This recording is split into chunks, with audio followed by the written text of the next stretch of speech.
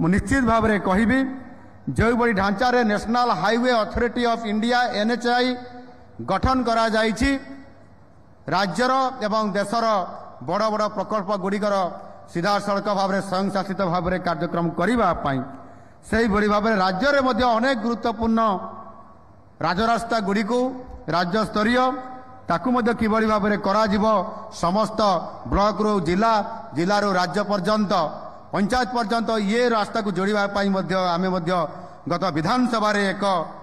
Bill आनी विधेयक आनी ओडिशा राज्य राजपथ प्राधिकरण गठन करिचु ओडिशा स्टेट हाईवे अथॉरिटी जो कि आमको पर्याप्त परिमाण रे आमे सेथिरे आमे पुंजी निवेश करिवु भित्तिभूमि निर्माण करने एवं सेथिरे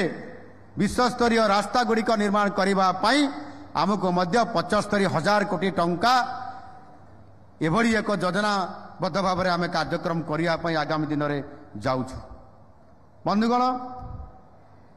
गत 10 वर्ष मध्य ओडिशा रे 38,000 कोटी टंकार राजपथ निर्माण ये प्रकल्प सब कार्यक्रम चली।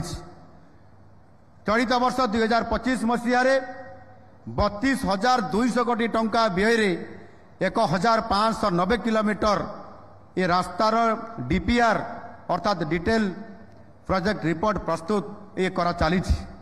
वर्तमान राज्य में 20टी बाईपास एवं रिंग रोड निर्माण कार्य चली। सेहीपरि राज्य में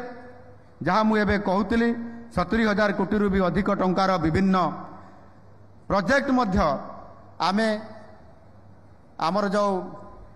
राज्य राजपथ प्राधिकरण माध्यम करने योजना करुचु एवं ता सहित अनेक गुरुत्वपूर्ण रेल प्रकल्प गुड़िक कार्यकारी करा जाउची। सेथिरे नरेंद्र मोदी जी सरकार समय